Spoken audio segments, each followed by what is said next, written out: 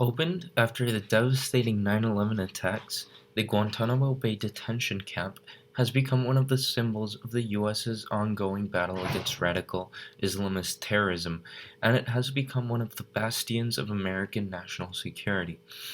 Having held up to 780 prisoners of the worst, as the U.S. government have cataloged the detainees, since 2002, the often harsh and inhumane treatment many of these detainees have been subject to in order to reveal valuable information against Islamist terrorism has been the point of debate for the past 2 decades.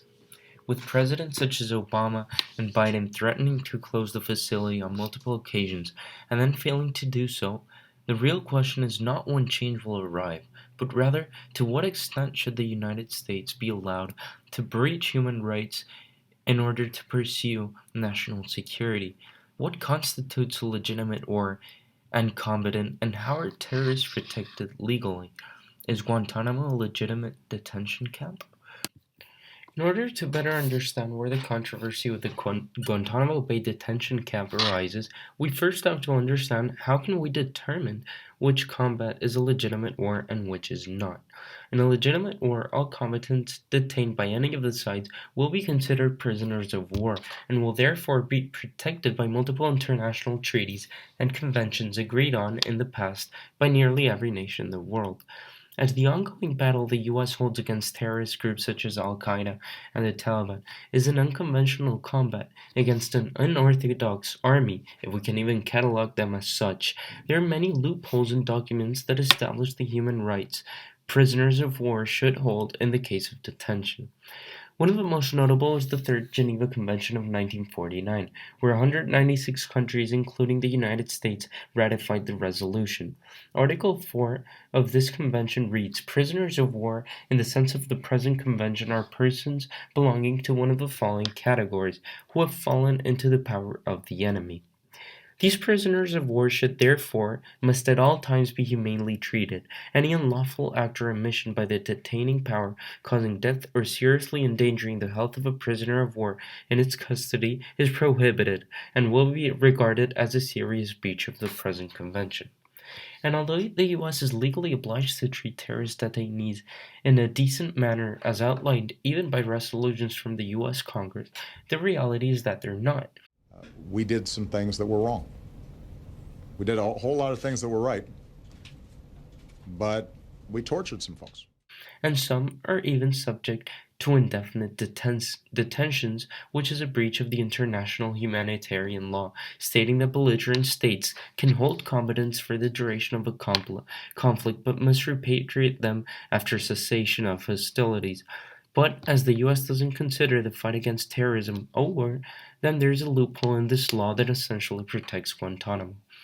Although changes have been made in the past 20 years, with the Pentagon admitting the war against terrorism should be considered a legitimate combat under the Geneva Convention, and with Obama demanding decent treatment in 2009, the reality is that until the U.S. is willing to legally embrace the conflict against terrorism as an actual war, the loopholes in many of the now old laws established will continue to protect the detention. There are many benefits of having Gitmo. Although it is a controversial subject and not the most ethical in some people's eyes, it has brought many good things to keep America safe. Since the creation of the prison in 2002, many terrorist attacks have been prevented.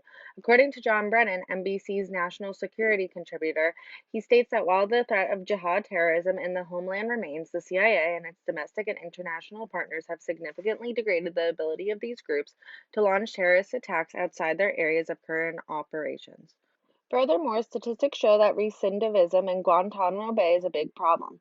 Recidivism is when those who were criminal have the tendency to commit a crime again. While the percentage of recidivism in federal prisons is 40%, according to the Pentagon, there is a 20% rate of recidivism for detainees in Gitmo. Moreover, according to the ACLU, 111 out of the 592 detainees committed recidivism under the Bush administration, and 7 out of the 144 detainees committed recidivism under the Obama administration. Furthermore, statistics show that recidivism in Guantanamo Bay is a big problem. Recidivism is when those who were criminal have the tendency to commit a crime again. While the percentage of recidivism in federal prisons is 40%, according to the Pentagon, there is a 20% rate of recidivism for detainees in Gitmo. Moreover, according to the ACLU, 111 out of the 592 detainees committed recidivism under the Bush administration, and 7 out of the 144 detainees committed recidivism under the Obama administration. Another benefit to Gitmo is the location. Guantanamo Bay is located outside of the U.S. on an island near Fort Lauderdale. No one has escaped Guantanamo Bay, and even if they did, prisoners do not know of their exact location. They're surrounded by water, and the prisons have barbed wire around the perimeter. An issue with Gitmo is that when detainees are released, they have little to no support system. This makes it hard for detainees to smoothly reacclimate back to normal life. According to The Guardian UK, out of the total number of Saudis who returned home, 26 of them aren't considered successfully reintegrated because they are either wanted in custody or were killed in security incidents. Once secured under U.S. custody, what life awaits these enemy combatants at the infamous Guantanamo Bay? According to Vishwali Convid, countless human rights organizations have accused camp authorities of imposing torture techniques on detainees, including, but not limited to, solitary confinement, sleep deprivation, stress positions, and waterboarding. Even force-feeding ensured to detainees on hunger strike. Officials justify their cruel actions as a necessary evil to gain intelligence on networks of suspected terrorist groups. Calling this involuntary camp procedure a violation of basic human rights, an article titled, "Why Doctors Oppose Force-Feeding Guantanamo Hunger Strikers," calls upon the World Medical Association to condemn the U.S. government's medically and ethically irresponsible stance on the issue.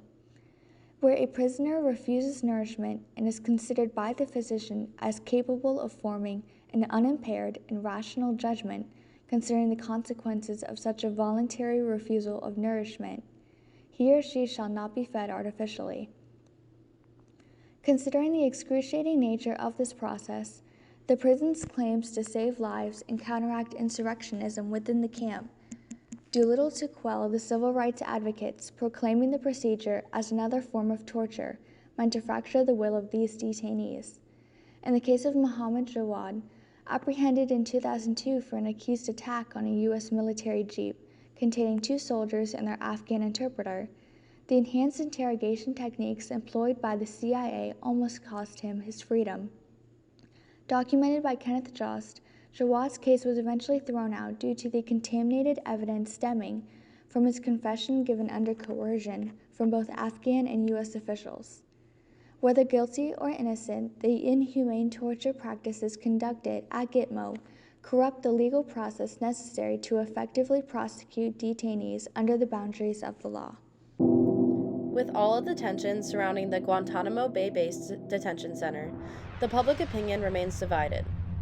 One side argues that Guantanamo Bay keeps the detainees out of the United States because they see them as a threat to American lives.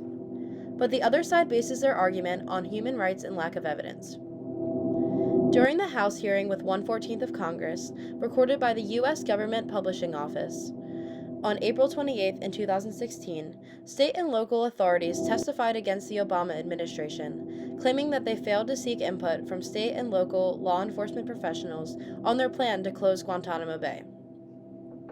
The opening statement, given by Chairman Scott Perry, a PA Congress representative, outlines the faults with Executive Order 13492, signed by Obama. He ordered the closure of the detention facilities and suggested that the detainees be moved into the United States to be tried in federal court. Perry, speaking on behalf of the law enforcement professionals, says that this imposes an imminent danger on the American citizens that they are sworn to protect. On the other hand, people who support the closure of Guantanamo Bay believe that it is wrong to hold so-called criminals in Guantanamo if only few of them could actually be charged with a crime. According to a report done by PBS, only few of the detainees could be charged with a crime because either no evidence was collected at the time they were captured, there wasn't any evidence, or it was tainted beyond use during the detainees' enhanced interrogation by the CIA. This enhanced interrogation, aka torture methods, is a key reason that people want Guantanamo to be shut down. Stafford Smith, the founder of the human rights organization, labels Guantanamo as oppressive. They believe that the enhanced interrogations were wrong and that not only the physical conditions are horrible, but that the psychological conditions are even worse. He believes that these detainees are permanently damaged from their time spent at Guantanamo, and that some of the detainees convicted with little evidence have committed suicide due to the state Guantanamo put them in. PBS reports that today, those who support the closure of Guantanamo are encouraged by the Biden administration's efforts to implement a board process that has cleared 5 detainees for release. However, they are concerned that the Biden's team has yet to name anyone at the State Department to lead an effort to secure agreements with other countries for the resettlement of the prisoners, as was started by Obama. Guantanamo has been on the presidential administrative plate since George Bush's presidency, and since this time, 730 detainees have been released, while 32 still remain captive. PBS explains that this process has slowed down as only 1 detainee has been released during Donald Trump's presidency, and none yet to be released during Biden's. The question lies within the laws of the United States. Supporters of closure argue that since the United States has jurisdiction over Guantanamo Bay, why are the same laws not applied? If torture techniques are banned in the U.S., then why should they be used there? As the country advances, and unfortunately more terrorists arise, how will America react?